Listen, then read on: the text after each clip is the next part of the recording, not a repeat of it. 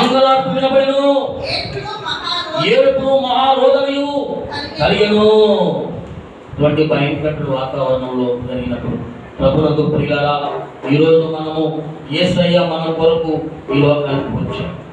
దుర్మార్గమైనటువంటి హేరోదు రాజు ఆ పసిపిల్లను చంపాలని చూశాడు. కానీ దేవుని యొక్క దూత స్వప్నమంగా అతనికి దేశం, అయ్యా మీరు వెళ్ళి ప్రాంతాన్ని విడిచి ఆ ప్రాంతానికి మీరు వెళ్ళండి. ఒకవేళ ఇక్కడ ఉన్నట్టయితే ఆ పసిబిడ్డైనటువంటి యేసు ప్రభును చంపేవాడు. దేవుని దూత చెప్పకపోతే యేసు ప్రభు కూడా హేరోదు రాజు సాతిలో ఆ పసిబిడ్డ చనిపోయేవాడు. కానీ లేఖన భాగములో వారు ప్రవక్తలు చెప్పినటువంటి రీతిగా లేఖన భాగములో యేసు ప్రభు ఎందు నిమిత్తమైతే ఈ లోకానికి వచ్చినాడు, ఆ పని నిమిత్తమై, ఆ నమ్మకత్వాన్ని విషయమై ఒక ఒడంబడిక తండ్రితో తన చిత్తాన్ని తెలియజేస్తున్నటువంటి ఆ విషయంపైనే ఆయన పని జరిగించడానికి వచ్చాడు. హల్లెలూయా. కాబట్టి మనమందరం కూడా ఒక నక్షత్రం వలె మనం ఉండాలి. మన జీవితాలు ఎప్పుడు కూడా వెలుగుతున్న జీవితాలుగా ఉండాలి. ఏమా కొంతమంది జీవితాలు ఒక 3 నెలలు బాగా సమృద్ధిగా వెలుగుతూ ఉంటారు, కొంతకాలానికి ఏమైపోయింటారు, ఆరిపోయింటారు. ఆరిపోయిన జీవితాలు దేవునికి ఇష్టమైనవి కావు. నువ్వు ఎప్పుడు వెలిగింపబడుతుండాలి. ఎప్పుడు కూడా నీవు దివిటీల వలె నక్షత్రం వలె నిరంతరము ప్రకాశించుతున్నటువంటి రీతిలో నీ జీవితంలో కలిగినట్లయితే మిమ్మలను యేసయ్య ఇష్టపడతారు. కాబట్టి లోకములకు వెలుగు ఇచ్చిన ఆ యేసయ్యతో వెలుగు సంబంధమైనటువంటి మనం ఆయనతో కనెక్టింగ్ అయి ఉండాలి. ఇప్పుడు అక్కడ ప్లగ్ ఉందండి, అక్కడ వైర్లు పెడితే ఇక్కడ వెలిగింపబడతారు కదా. అక్కడ స్విచ్ ఆఫ్ చేస్తే ఇది ఏమైపోతుంది, ఆగిపోతుంది, అంతే కదా. కాబట్టి యేసయ్యలో మనం ఏమండాలి, కనెక్టింగ్ అయి ఉండాలి. వెలుగుతూ ఉండాలంటే, ప్రకాశిస్తూ ఉండాలంటే మనం ఏమైండాలి, కనెక్ట్ అయి ఉండాలి ప్రభువుతో ప్రియులారా. కాబట్టి మన యొక్క కనెక్టింగ్ అనేది ఎప్పుడు వెలుగుతూనే ఉండాలి. ఈరోజు అనేకమైన జీవితాలు ఏమైపోతున్నాయంటే ఆరిపోతున్నాయి.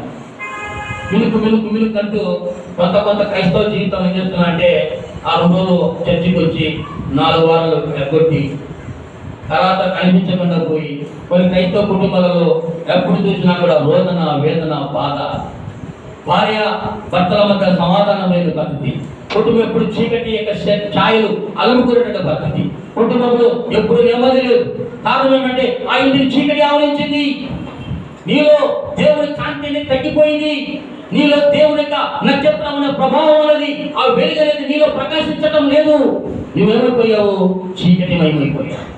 కానీ యేసు ప్రభు చీకటిలో ఉన్న వారిని వెలికి తీసి మనల్ని వెలిగింపడానికి ఆయన లోకానికి వచ్చాడు. హల్లెలూయా.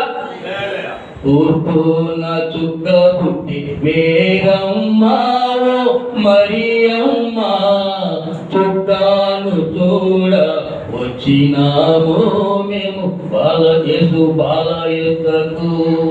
తూర్పున చుక్క పుట్టి మేరమ్మ ఓ మరియమ్మ, చుక్కాను చూడ వచ్చినాము బాలయేసునొద్దకు. బంగారు సంబరం తెచ్చినాము బాలయేసునొద్దకు. బంగారు పాదములు వచ్చినాము బాబు పడినాము.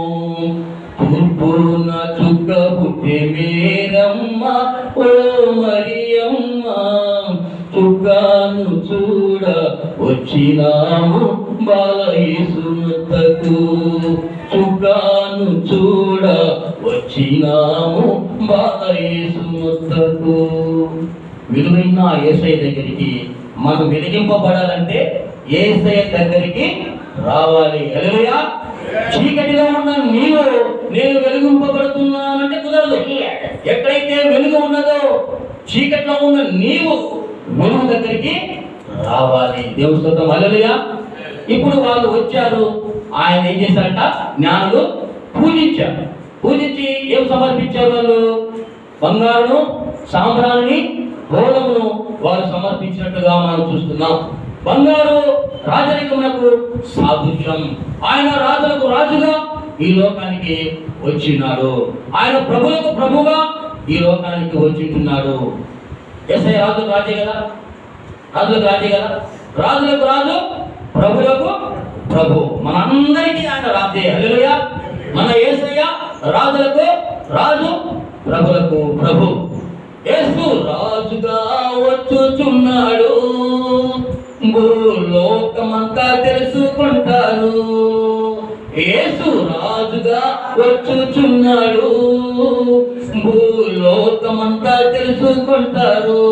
రవి కోటి తేజుడు రమ్యమైన దేవుడు, రవి కోటి తేజుడు రమ్యమైన దేవుడు రారాజుగా వచ్చుచున్నాడు.